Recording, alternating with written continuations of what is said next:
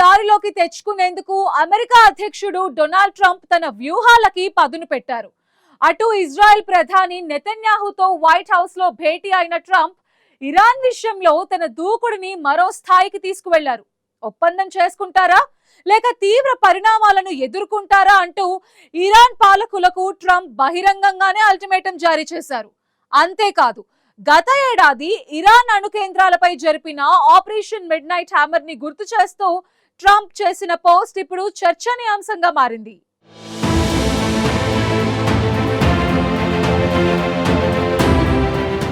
Iran అణు కార్యక్రమం అంశం మళ్లీ అంతర్జాతీయ రాజకీయాల్లో కీలకంగా మారింది. అమెరికా అధ్యక్షుడు డొనాల్డ్ ట్రంప్ ఈ విషయంలో తనదైన దూకుడును చూపిస్తున్నారు.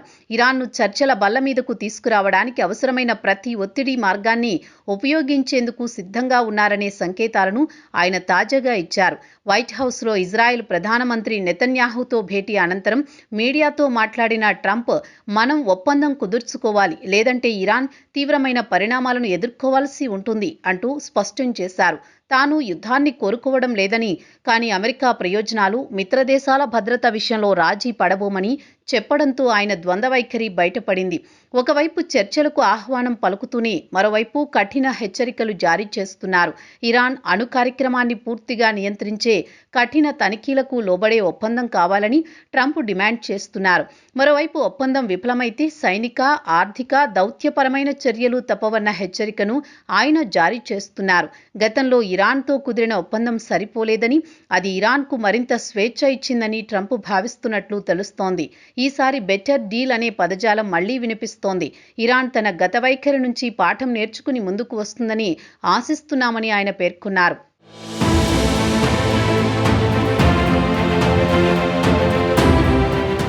ఈ సమావేశంలో పాల్గొన్న ఇజ్రాయెల్ ప్రధాని బెంజమిన్ నెతన్యాహు కూడా తన అభిప్రాయాన్ని స్పష్టంగా వ్యక్తం చేశారు. ఇరాన్తో కుదిరే ఏ ఒప్పందమైనా కేవలం అణు కార్యక్రమానికి పరిమితం కాకూడదని ఆయన అభిప్రాయపడ్డారు.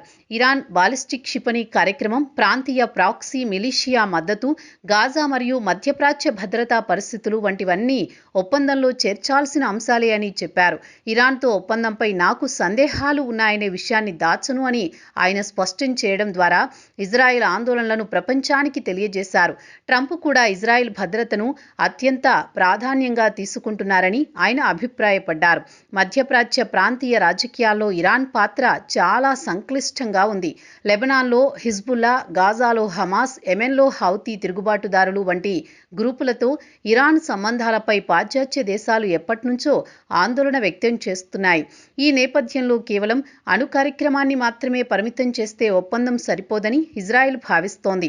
అణు సామర్థ్యం, క్షిపణి సాంకేతికత, ప్రాంతీయ ప్రభావం, ఇవన్నీ కలిసే భద్రతా సవాలుగా మారనున్నాయని నెతన్యాహు అభిప్రాయపడుతున్నారు.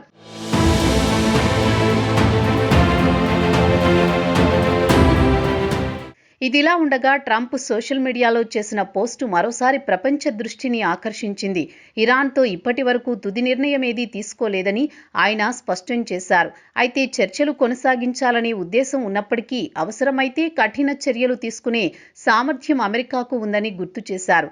ఈ సందర్భంలో గత ఏడాది నిర్వహించిన ఆపరేషన్ మిడ్ నైట్ హ్యామర్ను ప్రస్తావించారు. 2025 జూన్ 21, 22 తేదీల్లో అమెరికా దళాలు ఇరాన్లోని ఫోర్డో, నతాంజ్, ఇస్ఫహాన్ వంటి కీలక అణుస్థావరాలపై దాడులు జరిపాయని ఆయన పేర్కొన్నారు.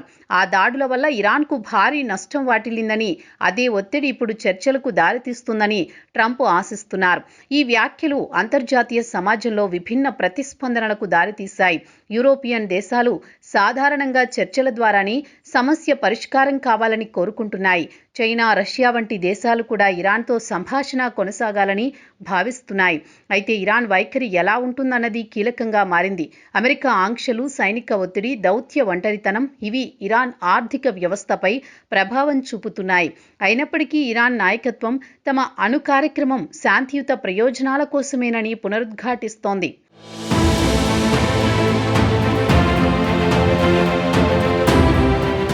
అయితే అమెరికా, ఇరాన్ మధ్య ఈసారి నిజంగా ఒప్పందం కుదురుతుందా లేక మరోసారి ఉద్రిక్తతలు పెరుగుతాయా అనేది ఇప్పుడు ప్రశ్నార్థకంగా మారింది.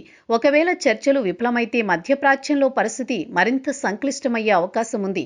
ఇజ్రాయెల్, ఇరాన్ సంబంధాలు, గాజా పరిస్థితి, హోర్మజ్ జలసంధి భద్రత ఇలా ఇవన్నీ పరస్పర సంబంధిత అంశాలు. అణు ఒప్పందం కేవలం 2 దేశాల మధ్య ఒప్పందం మాత్రమే కాదని అది ప్రాంతీయ శాంతి, అశాంతులపై ప్రభావం చూపే నిర్ణయమని విశ్లేషకులు చెబుతున్నారు. ట్రంప్ దూకుడు ఒక వ్యూహాత్మక ఒత్తిడి, రాజకీయమా లేక నిజంగా ఒప్పందానికి దారితీసే ప్రయత్నమా అన్నది తేలాల్సి ఉంది. అయితే ట్రంప్ మాత్రం ఒప్పందం చేసుకోండి లేదంటే పరిణామాలు తీవ్రమవుతాయంటూ హెచ్చరికలు జారీ చేస్తూనే ఉన్నారు. అయితే ఇరాన్ ట్రంప్ హెచ్చరికలను ఎలా చూస్తోంది? చర్చల ద్వారా రాజీకి సిద్ధమవుతుందా లేక ప్రతిస్పందనగా మరింత కఠిన వైఖరి అవలంబిస్తుందా అనే దానిపై ఇప్పుడు ప్రపంచం ఆసక్తిగా ఎదురు చూస్తోంది.